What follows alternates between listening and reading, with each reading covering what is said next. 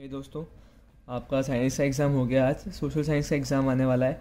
अभी बहुत सारे दिन हैं, तो कुछ ज़रूरी टिप्स मैं देना चाहूँगा अपनी तरफ से, जो हम लोगों को टीचर्स ने दिए थे जब मैं अपने 10th में था।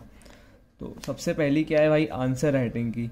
जब भी सोशल में आंसर लिखते हैं ना, चाहे वो कितने भी नंबर का हो, हमेशा पॉइंट्स में लिखते हैं। पॉइंट्स मतलब कैसे कि अगर 3 नंबर का क्वेश्चन हो, 3 पॉइंट्स लिखो उसमें, ठीक है। और 3 पॉइंट्स लिखते कैसे हैं पता है? पहले लिखते हैं एक इंट्रोडक्टरी पैराग्राफ या एक इंट्रोडक्टरी पॉइंट, जो कि आपके क्वेश्चन को एक्सप्लेन करे, आपके आंसर को एक्सप्लेन करे। फिर आती हैं आंसर वाली मेन 3 पॉइंट्स। फिर आती है कंक्लूजन वाली पॉइंट। ये होता है एग्जैक्ट प्रेजेंटेशन सोशल साइंस में आंसर्स लिखने का।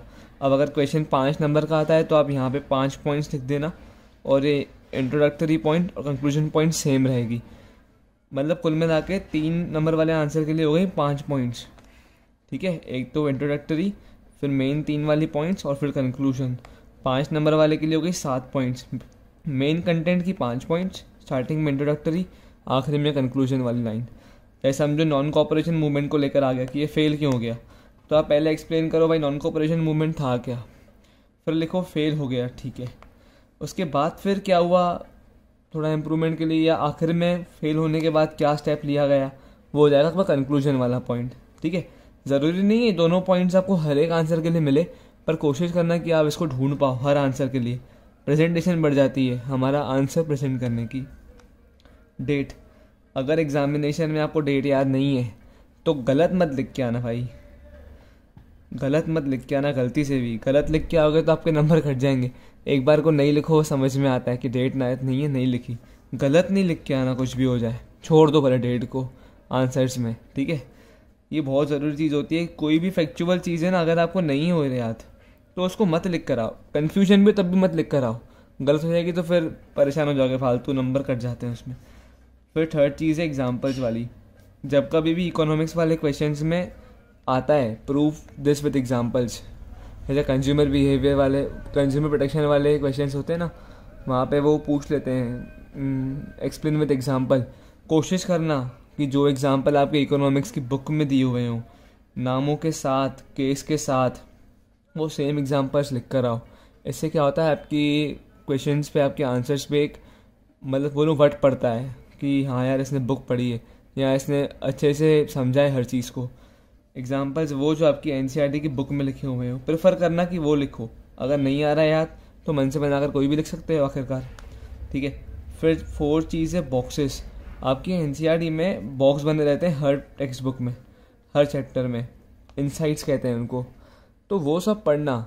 मेरे को अपने टाइम पे याद है, जब मैं था 10th में, तो उस समय एक क्वेश्चन आया था इन बॉक्सेस से कि तमिलनाडु जो होता है ना, उसकी सबसे ज़्यादा रेन वाटर हार्वेस्टिंग से पानी कलेक्ट होता है पूरी इंडिया में। अब ये डिटेल एक बॉक्स में दी हुई थी, या कहीं हमने कॉपी वगैरह में नोट भी नहीं की थी, और वो हमारे 1 नंबर की क्वेश्चन में, हमारे क्वेश्चन पेपर में आई थी। तो जो पढ़ कर गए थे उनको समझ में आ गया था। ये बॉक्स वाला काम ज़रूर करना। दिन हैं बहुत सारे, आप पढ़ सकते हो एनसीईआरटी की टेक्स्ट बुक सिर्फ। फिर टाइम मैनेजमेंट। भाई सोशल साइंस के पेपर में क्या होता है, लिखना बहुत सारा होता है और समय नहीं मिल पाता है। कोशिश कर सकते हो वैसा जैसा आपको सही लगे एट दी एंड, कि लास्ट से शुरू करो। क्या होता है, लास्ट से शुरू करने पे कॉन्फिडेंस आता है कि यार हमारे मेन बड़े बड़े क्वेश्चन तो हो गए। लास्ट मोमेंट पे छोटे छोटे क्वेश्चन भी वैसे होते हैं ना, इंसान फटाफट स्पीड बढ़ा कर लिख सकता है। पर अगर लास्ट मोमेंट में पता पड़ी कि आधा घंटा है और 6 क्वेश्चंस करने हैं 5-5 नंबर वाले, तो टेंशन बढ़ जाती है कि यार अब कैसे होगा।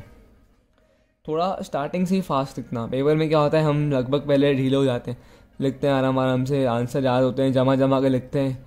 स्टार्टिंग से ही जैसे ही कॉपी मिले, बेल बजे, शुरू हो जाना फास्ट लिखना, आखिर मूवमेंट तक फास्ट लिखना, ताकि आपका पेपर थोड़ा पहले भी ख़त्म हो जाए तो एटलीस्ट आप चेक कर पाओ 1-2 बार। फिर ये 6 है मैप्स। मैप वर्क इतना डिफ़िकल्ट नहीं होता है, और समझो फ्री के नंबर ही होते हैं एक तरीके से। आपको बस जगह है, चीज़ें याद करनी पड़ती हैं।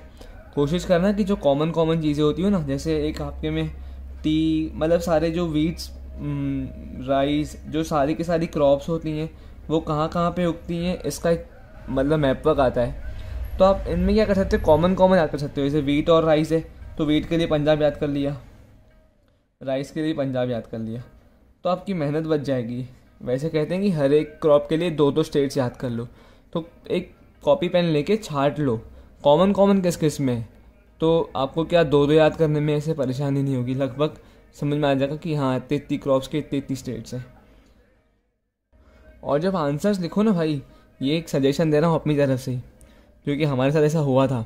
जब एक मतलब मैं दोस्त के साथ ही, उसको मैम ने समझाया था, फिर नहीं ऐसे करो। जब भी आप आंसर लिखते हो ना सोशल साइंस में, मैं खुद से बता रहा हूँ ये चीज़, थोड़ा सा वर्ड्स को बड़ा बड़ा लिखा करो। मतलब थोड़ी हैंड राइटिंग बड़ी बड़ी लिखो, या बीच में ऐसे गैप छोड़ो सादा सादा। जैसे एक बार क्या हुआ था कि मेरा दोस्त था, और उसने और मैंने क्या एकदम आंसर सेम टू सेम लिखा था, लगभग सेम टू सेम लिखा था। और मैम ने उसमें मेरे को 5 दिए थे, उसको 4.5 दिए थे। तो वो पूछने गया था ऐसे क्यों मैम, दोनों का आंसर सेम ही तो लिखा हुआ है। तो मैम ने बोला कि जो इसने आंसर लिखा है ना पूरे एक पेज पे लिखा है, और तुमने जो लिखा है ना आधे पन्ने में ख़त्म कर दिया है। असल में क्या हुआ था कि एक पॉइंट ख़त्म होती है, फिर अपन एक लाइन छोड़ते हैं, फिर नेक्स्ट पॉइंट चालू करते हैं ना। समझो यहाँ पर पॉइंट ख़त्म हो गई, फिर लाइन छोड़ दी पूरी एक, फिर नेक्स्ट पॉइंट लिखी। वो लाइन नहीं छोड़ता था बीच में, ये पॉइंट्स के बीच में लाइन नहीं छोड़ता था। दूसरा वो क्या बहुत चुपका चुपका लिखता था, ऐसा ऐसे लिखा है सोशल साइंस, बहुत चुपका चुपका कर लिखता था, छोटी छोटी हैंड राइटिंग में, बहुत छोटी छोटी ऐसे ऐसे ऐसे करके लिखता था। तो लग रहा था कि इसने बहुत कम लिखा है कंटेंट, जबकि सेम लिखा था मैंने और उसने। पर क्योंकि मैंने ज़्यादा एरिया कवर किया था लिखने में, तो दिख रहा था कि हाँ यार इसको पता है और उसने लिखा है अच्छा खासा। सेम भले उसने लिखा था, पर उसका दिखाई नहीं देता था कि इसने असल में लिखा है। ये कोई, मैं आपको फॉल्स नहीं बता रहा हूँ कि यार आप सोचो फालतू पेपर होते हैं बड़ा बड़ा लिख के और नंबर मिल जाते हैं, नहीं नहीं। कंटेंट तो लिखना है आपको, कंटेंट तो उसने भी लिखा था सही। मैं ये आधे नंबर की बात कर रहा हूँ कि कहीं कहीं पर क्या होता है, प्रेजेंटेशन बहुत मैटर करती है। अगर आपकी हैंड राइटिंग अच्छी नहीं है ना एग्जामिनेशन में, कोशिश करना कि आप वर्ड्स को क्लियर लिखो, क्लियर और थोड़ा फैला फैला कर लिखो, ताकि जो एग्जामिनर है उसको पढ़ने में आए कि आप लिख क्या रहे हो। बोर्ड में मैंने ऐसा सुना है कि अगर आपकी हैंड राइटिंग समझ में नहीं आती ना उनको, आपने लिखा क्या एग्जैक्टली, तो वो नहीं पढ़ते, नंबर काट देते हैं। अब कुछ कुछ क्या मैथ्स में भी ऐसे करते हैं, 2 या 6 बनाना ऐसे ऐसे बनाते हैं। अभी क्या है, लग रहा है 0 है, क्या है, कुछ समझ नहीं आता एग्जैक्टली कि किया क्या है। भले हैंड राइटिंग ख़राब हो, पर थोड़ी लेजिबल लगे ऐसी लिख के आओ। और थोड़ा सा प्रेजेंटेशन के ऊपर ध्यान देना कि आप एक एक चीज़ को फैला फैला कर लिखो।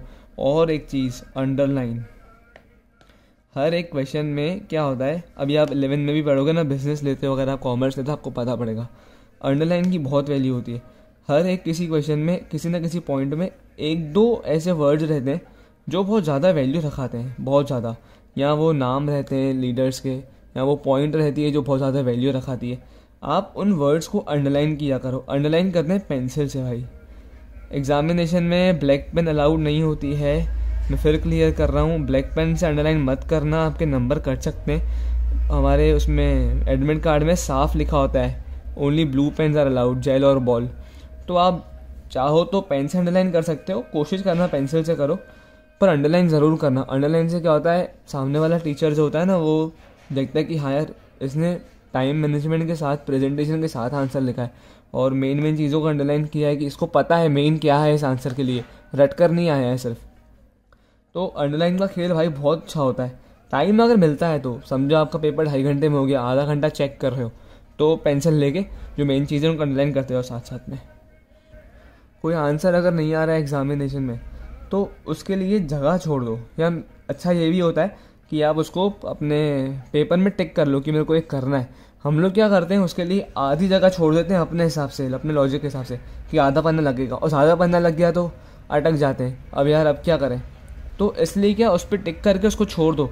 और जब भी उसको समझो आपने सेक्शन बी वाला क्वेश्चन छोड़ दिया, ठीक है, और आपने पूरा पेपर कर लिया, क्वेश्चन नंबर 3 समझो, मैं एग्जांपल के लिए बता रहा हूँ भाई, बस आपने क्वेश्चन छोड़ दिया, आपने सेक्शन सी सेक्शन डी कर लिए, जब इसको वापस करो ना तो वहाँ पे लिखना सेक्शन बी क्वेश्चन नंबर 3। इससे क्या होता है, टीचर को ढूंढना नहीं पड़ता आपका क्वेश्चन। हम बहुत लोग क्या करते हैं, MCQs बोलते हैं ना 1 से 20 तक, ऐसे करते हैं 1, 3, 5, फिर 2 याद आया 2 लिख देंगे, फिर आया याद 7, फिर आया 8। ऐसे नहीं होता है भाई काम। आप भले MCQs की जगह छोड़ सकते हो 1, 2, 3, 4, 5, 6, नहीं तो जो क्वेश्चंस होते हैं ना, बहुत लोग ऐसे करते हैं, 1 आया, फिर 4 भी आ गया, फिर 9 आ गया, फिर 7 आ गया। टिक कर लो, रीडिंग टाइम में टिक कर लो कौन से क्वेश्चन आते हैं, सब कर लो। जो एक आध छोड़ देते हो उस क्वेश्चन को आखिर में ऐसे सेक्शन डाल के करो, ताकि एग्जामिनर को पता पड़े हाँ ये क्वेश्चन किस सेक्शन में।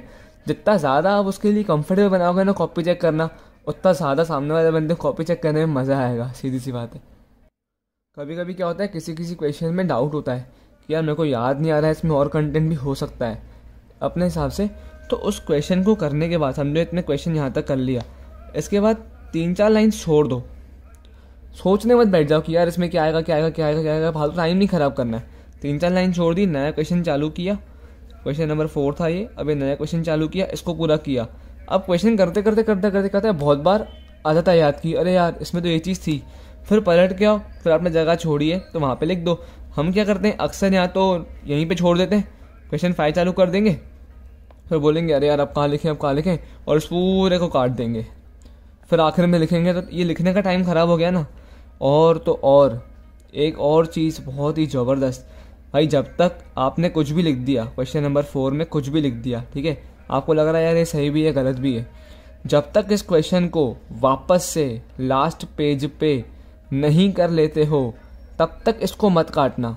एग्ज़ाम में सेकंड पेज पे आपने क्वेश्चन नंबर 4 लिखा, आपको लग रहा है यार सही भी है गलत भी है, तो छोड़ दो उसको, अभी तो टाइम बचता है। लास्ट में जब तक इस क्वेश्चन नंबर 4 को पूरा वापस से नहीं लिख लेते तब तक इसको मत काटना। असल में हम क्या कर देते हैं, अरे यार समझ में नहीं आया, काट दिया, ठीक है, काम ख़त्म। अब जब लास्ट में टाइम बचा ही नहीं, क्वेश्चन नंबर 4 लिख ही नहीं पाए, तो 0 हो गया भाई सब कुछ। और यहाँ पर देखिए कटा हुआ है तो वो 0 दे देगा, काटा नहीं हुआ होता तो कुछ तो नंबर मिलते हैं, 1 या 2। बहुत बार क्या होता है सही लिख लेते हैं, फिर दुख होता है यार क्यों काट दिया, फिर लास्ट में जाकर लिखना पड़ता है, तब तक टाइम बचे नहीं बचे, फिर टेंशन आ जाती है कि यार अब लिखना है। और एग्जामिनेशन में प्रेशर को हैंडल करना ही मेन चीज़ होती है। ये गलती कभी नहीं करना कि लिख दो बस, छोड़ दो, नहीं आया समझ में काटो मत, वेट करो लास्ट तक। अगर लिख पाए तो अच्छी बात है, नहीं लिख पाए तो फिर जो लिखा है सो लिखा है। बहुत बार क्या होता है क्वेश्चन ही गलत आता है या आउट ऑफ सिलेबस आ जाता है, उस केस में क्या करते हैं भाई, नंबर डाल के छोड़ देते हैं। अगर आप समझो क्वेश्चन नंबर 5 है, आपको नहीं आ रहा है, आपको लग रहा है तो सिलेबस में था ही नहीं, रिड्यूस सिलेबस का आ गया, आप क्वेश्चन नंबर 5 डाल के कुछ भी लिख के छोड़ दो। मतलब भाई भले कुछ लिखो ही मत, क्वेश्चन 5 डाल के भी छोड़ दोगे ना, अगर वो आउट ऑफ द सिलेबस होगा आपको नंबर मिलेंगे। हमारे टाइम पर ऐसा हो गया था, मैथ्स का पेपर था, एक क्वेश्चन था जिसमें एक एंट्री गलत हो गई थी, तो बहुत सारे बच्चे क्या इस चक्कर में क्वेश्चन करके नहीं है, अरे तो क्वेश्चन गलत है। तो जो लोग कुछ भी लिख के आए, समझो जिसने क्वेश्चन नंबर 3 भी लिख दिया था ना, उसको वो उस पर नंबर मिल गए, जितने भी नंबर क्वेश्चन था 3 नंबर था, 3 नंबर मिल गए। और जो मतलब अच्छे पढ़ने वाले बच्चे भाई जिनके 96 95 हैं कि यार वो क्वेश्चन तो सही नहीं था, तो सबने पूछा तुम लिख कर आए कुछ, बोले नहीं लिख कर तो नहीं आए, तो उनके सब बताओ इस चक्कर में 3 नंबर ही कट गए, मिले ही नहीं। क्योंकि वो लोग अटेम्प्ट पे नंबर देते हैं कि आपने क्वेश्चन अटेम्प्ट किया कि नहीं किया। क्वेश्चन नहीं भी आ रहा हो ना भाई, नंबर लिख के आ जाओ, एक होप होती है कि अगर गलत हो गया तो भी नंबर कुछ ना कुछ तो मिल सकता है। बाकी बस भाई ये 1 ही साल है, कुल 10-15 दिन है आपको सोशल साइंस पढ़नी है, उसके बाद तो जिसको शौक़ होता है वही आर्ट्स लेता है, बाकी सब तो कॉमर्स और साइंस में आ जाते हैं। तो थोड़ी मेहनत कर लो और अच्छे से एग्ज़ाम लिख के आ जाओ, याद ही करना है और क्या। चलो ऑल दी वेरी बेस्ट। उसके बाद आपका हिंदी है शायद, और फिर मैथ्स है, तो मैथ्स के लिए एक स्ट्रेटेजिक वीडियो बना देंगे अपन, 17 तारीख को ही आएगी वो, 17, 18, 19, 20 आपको कैसे कर सकते हो तैयारी अच्छे तरीके से कि आप 21 तारीख को अपना एग्ज़ाम बेस्ट दे पाओ। ठीक है, थैंक यू वेरी मच। यहाँ से भाई बाहर आके क्लास 10 मैथमेटिक्स पे क्लिक करोगे, साइड में अबाउट पे जाओगे तो नीचे अपना एक व्हाट्सएप कम्युनिटी की लिंक आ जाएगी आपको, ये इसको क्लिक करके आप हमारे व्हाट्सएप कम्युनिटी के मेंबर बन सकते हो, जहाँ पर आपको सारी अपडेट्स मिली जाएंगी। तो भाई इसको प्लीज़ ज्वाइन कर लेना सारे अपडेट्स के लिए। और वैसे ही भाई जाके आप इंस्टाग्राम पे भी हमको फॉलो कर सकते हो, या अबाउट सेक्शन में इंस्टाग्राम पे क्लिक करके, और ये खुल जाएगा। अभी अपनी इंस्टाग्राम की फैमिली अभी साईं जी की दया से 509 की है, तो भाई प्लीज़ फॉलो कर दो। जो भी आपको लगे मेरे को डीएम कर सकते हो किसी भी चीज़ के लिए। अगर वीडियो भाई अच्छी लगती है तो प्लीज़ यार लाइक, सब्सक्राइब और शेयर ज़रूर कर देना। राइट साइड में लोगों पे क्लिक करके आप सब्सक्राइब कर सकते हो चैनल को आगे अपडेट्स लेने के लिए, और नोटिफिकेशंस को ऑल पे कर देना, पर्सनलाइज नहीं ऑल। दूसरा लेफ्ट साइड में रिकमेंडेशंस हैं कुछ, जैसा आप चाहो उनको भी एक बार देख सकते हो। Thank you very much for supporting, please support.